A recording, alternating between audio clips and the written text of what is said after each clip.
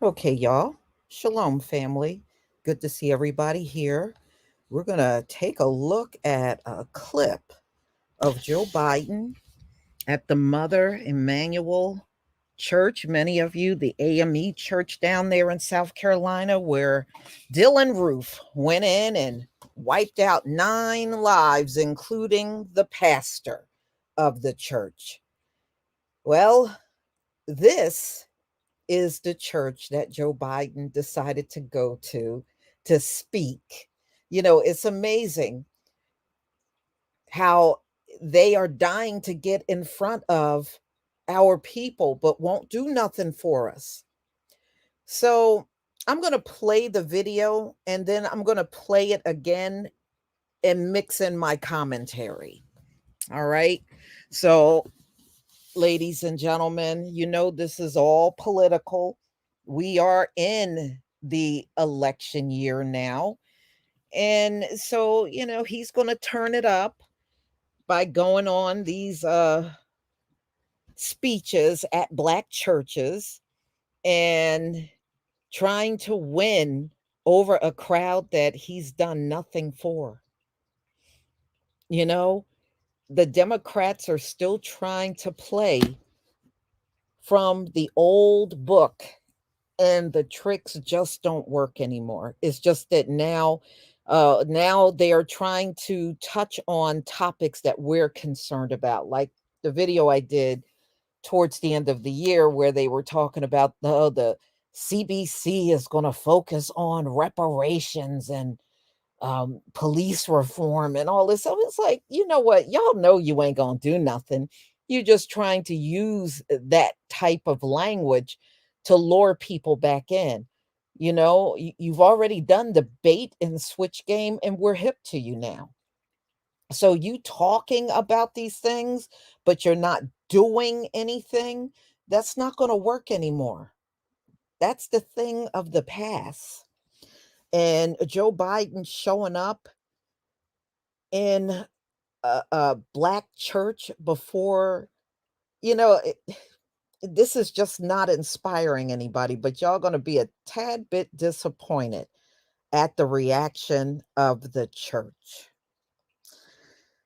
So let's get to it. Let me go ahead and share my screen with you. Shalom to everybody in the chat. Shalom to everyone in the chat. Please give me a one if you can see my screen. I want to make sure everybody can see the screen before I get started. Okay, thank you. Thank you. All right, y'all. Let's get to it. Let's get to it.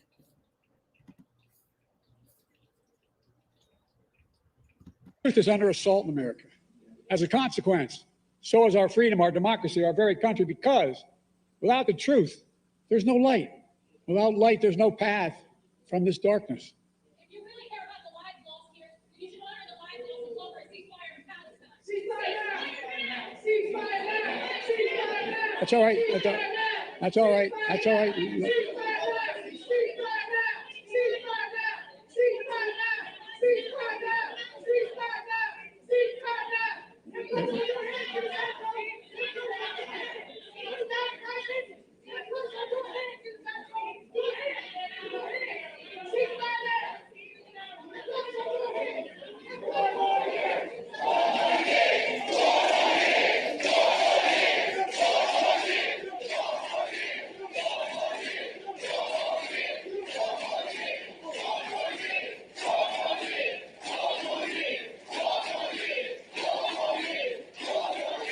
Thank you. Thank you. Thank you. Look, folks, I understand their passion, and I've been quietly working with the Israeli government to get them to reduce and significantly get out of Gaza. I'm using all that I can to do that.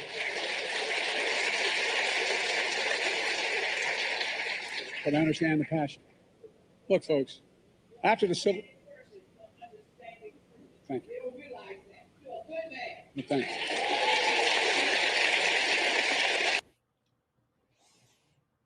Yes, you heard a raccoonette at the end say he was a good man, and the whole crowd went crazy and started clapping.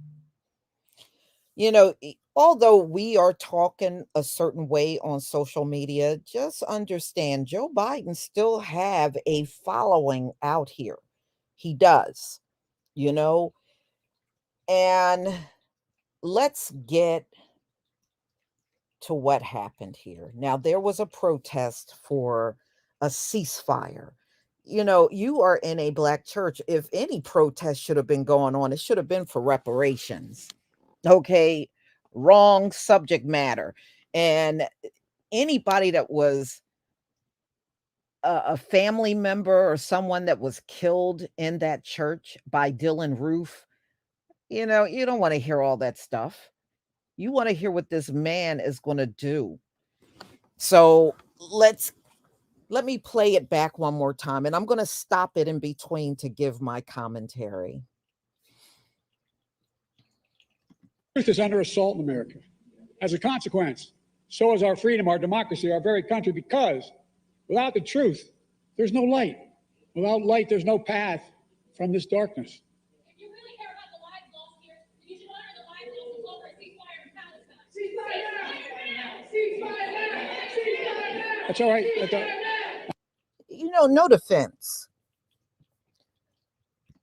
We got our issues we must focus on. These folks have been in power for so long, they think any issue they have should always be above all else. Well, I'm here to tell you we got our own troubles, our own problems. What's going on over there is not going to change our lives. It's not going to change all this oppression. and subjugation that we go through on a regular basis. We have to focus on us. If any subject should have came up in this church, it should have been reparations. Reparations for the fact that that shooting that Dylan Roof did happened at that very church this president is standing in. If he was going to bring a message, he should have brought a message of reparations to this church for what happened right there where he's standing. You know, yeah, well, people could be in there and you see a lot of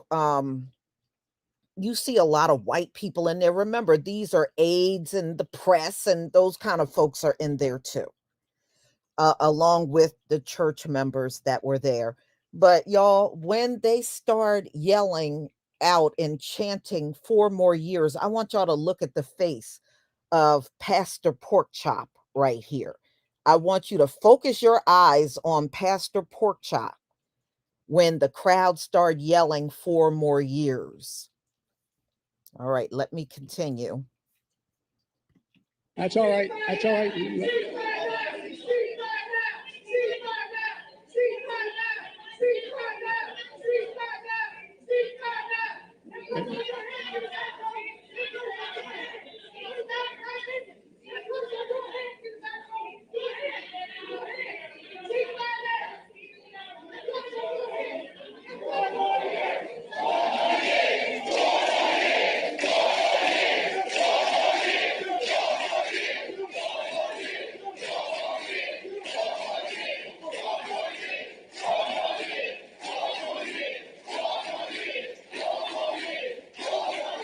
Thank you. Thank you. Thank you. Look, folks, I understand their I understand their passion, and I've been quietly working. I've been quietly working with the Israeli government to get them to reduce and significantly get out of Gaza. I'm using all that I can to do that.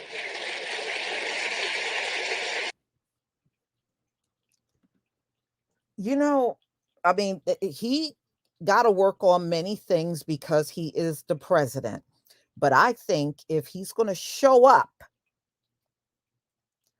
at this church, he should talk about the things that that audience and that church and the membership would be concerned about. Okay, you got to understand. Yes, I mean, people do want that ceasefire, but you are in a black church.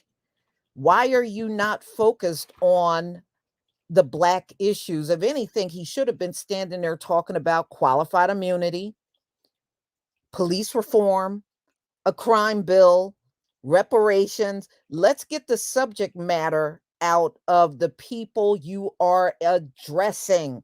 How about doing that? What's wrong with that? You know that we have concerns. That's why you're losing the black vote.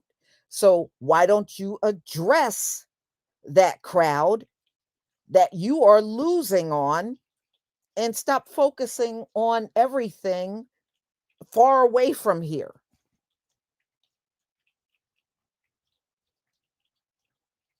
But yeah, you see that pastor sitting there with a big old smile came on his face when the crowd was yelling 4 more years. It makes me wonder, how much did they pay this pastor so that Joe Biden would be there to give this speech? What kind of donation did they get? All right.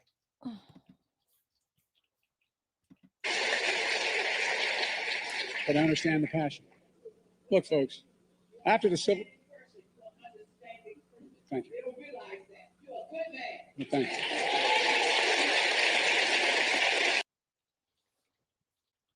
So you hear it was some woman sitting in there saying he's a good man. They don't realize how hard you're working and what you're doing. You're a good man.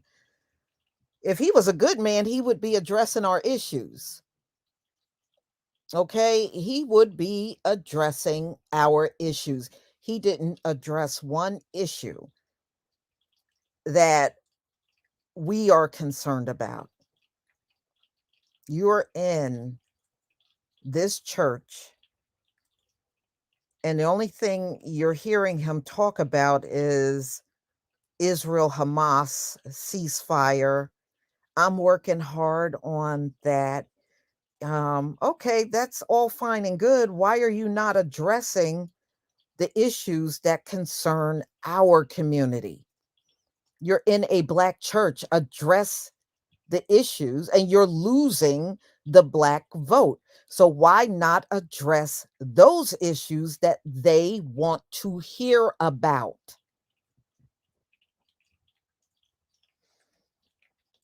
Wow. Yeah, well, let's go back, and when they pan the camera, I want y'all to see what kind of audience this is. It looks like a lot of people that are, let me see if I can go back. It seemed like, yeah, right here.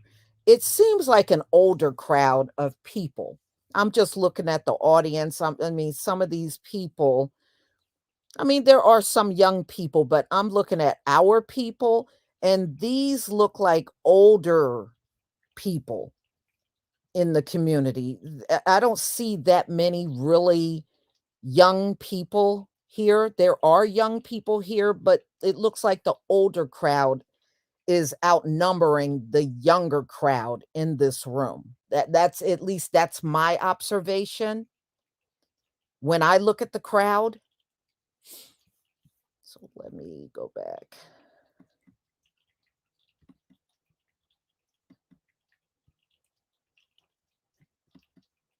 All right, here we go.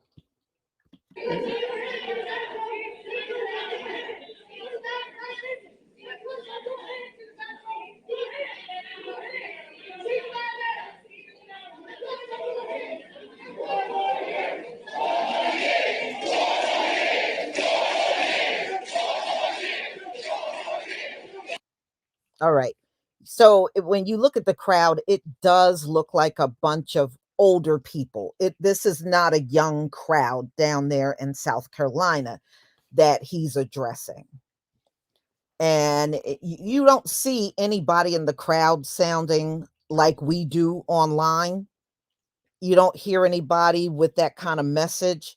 So it's almost like, and y'all right, they could have pick the crowd that could be there. So they wouldn't have any naysayers in the crowd. Especially, I'm not talking about the protesters, I'm talking about among the black audience there. They might have weeded out the naysayers and just brought in the ones that back Joe Biden. If you remember, Obama would do stuff like that too. Obama would pick out a crowd that would be pro for him in these type of public events. They do this all the time. Republicans do this crap too. Don't think they don't do, just Democrat. Republicans do this crap too. They do. So they already knew they were going to have a crowd full of people that were pro Joe Biden up in the room. Yeah, it hurt my ears too hearing them yell 4 more years, 4 more years for this man. Wow. Y'all can withstand 4 more years of this, huh? Interesting. Very interesting. But you know what? He knows who's gonna, you know what? Whenever you see this man go out like this in these churches, get used to this, because this is exactly what they're going to do. They want to psychologically make you believe that there are people heavily with this man, you know, and oh no, he was at this black church and they were screaming 4 more years, Joe, 4 more years. Yeah, oh yeah, this is right down their alley. They can make all types of propaganda out of this. That's what they can do. But at the end of the day, Joe Biden is not going to lift a finger for a living soul at the Mother Emanuel AME Church. He's not going to lift a finger for a living soul there. So they can cheer him on and scream 4 more years, and he's a good man, and this and that. And when he gets back in for his second term, they are as good as ignored. He doesn't care about them. He doesn't care. One mystery, thank you so much for the super sticker. Yeah, I mean, he's not gonna do anything for this crowd that's cheering loudly for him, and they don't realize it. I mean, and I can't believe they're sitting there, and I bet if you walked in the room right now, they couldn't name one single thing that he's done exclusively for the Black community, and apparently they don't care. They don't care. Oh, no, see, he knows what kinda crowd to get in front of. See, that's why I was telling y'all when you look at our people in the crowd, they look primarily like a maybe 40 to 50 and over crowd. That's what it looks like in that room among the melanated people. Just when I look and my observation, these are older people. Trust me, this is what this man is going to get in front of. Whenever you see him standing and doing a speech, it's going to be primarily in front of this type of crowd. He don't want to get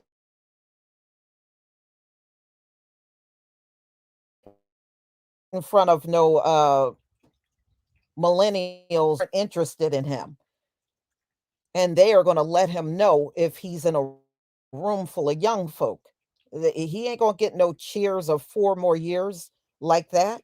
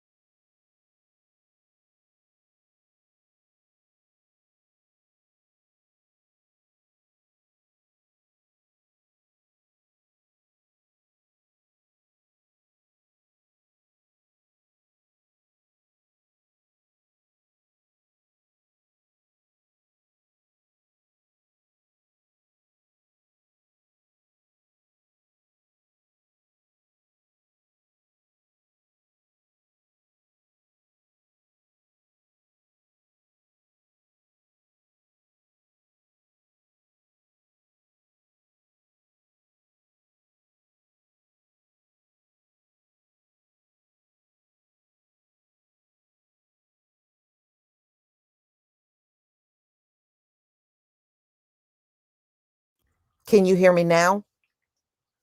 Can everybody hear me? Okay.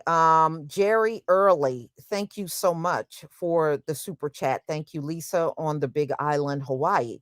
Well, I certainly hope your weather is way better than ours here on the mainland. I hope it's better. But y'all, this is what I'm saying to you. When I look at the crowd, I see older people.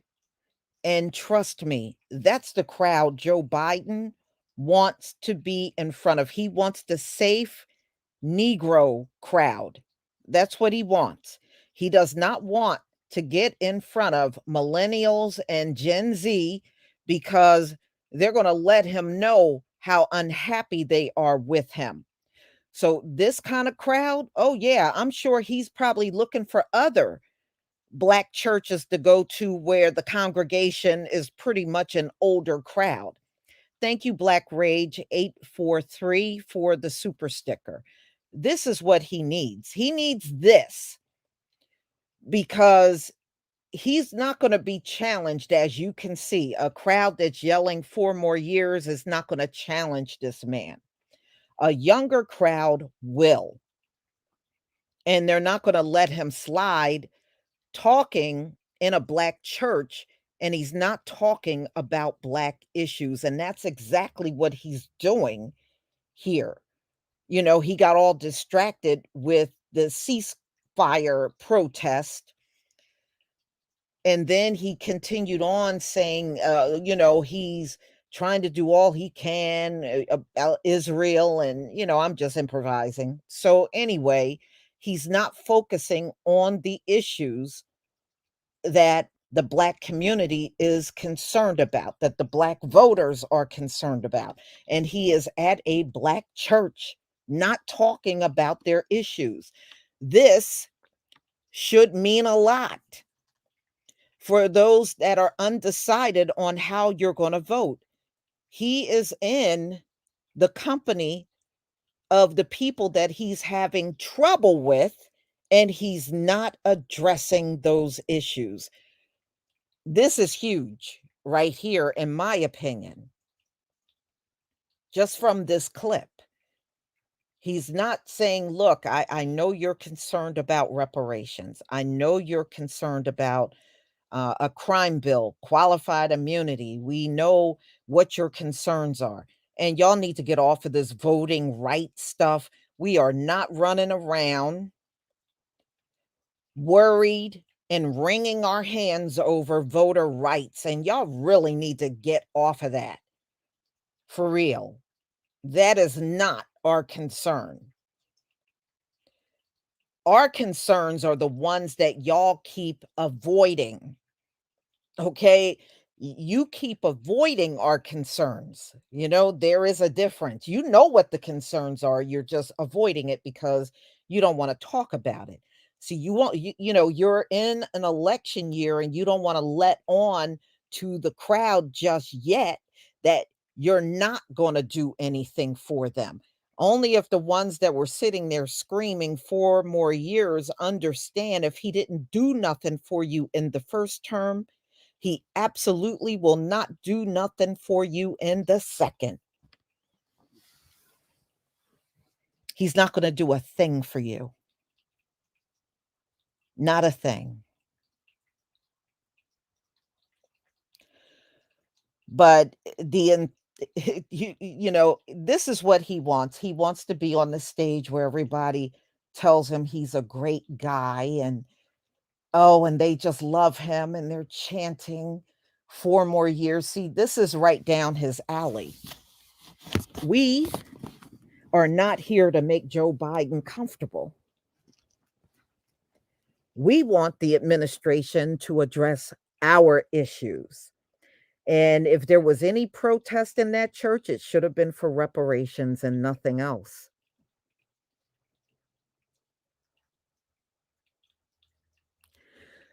So, ladies and gentlemen, just know this is probably what you're going to see more of. And this is what the mainstream news is going to try to blow up, to give you the illusion that he just has so much of the black community with him. Oh, did you hear how they were chanting for him? Oh, he still got the black vote.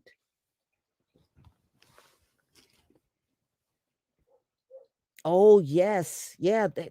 They're not all angry. There are some still with them.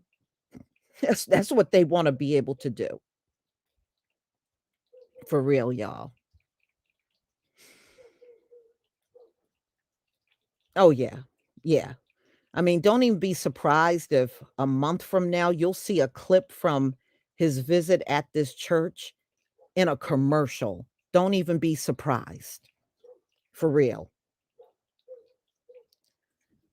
So that's all I want. I wanted you to see this clip because he was out there earlier today, so you can see exactly how it went for him. Yeah, he got heckled and protested, but it was not by any of the melanated people sitting there.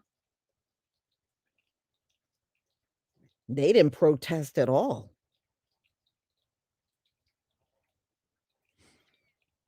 Mm-mm-mm. So, y'all, I'm going to go ahead and conclude. Thank you so much for being here. We'll be doing this again. Tomorrow, I'm going to be going over all of the executive orders that he did for 2023, and I will be showing that to you. So, if you can come back tomorrow, I will be back on at 11:30 a.m. Shalom, family.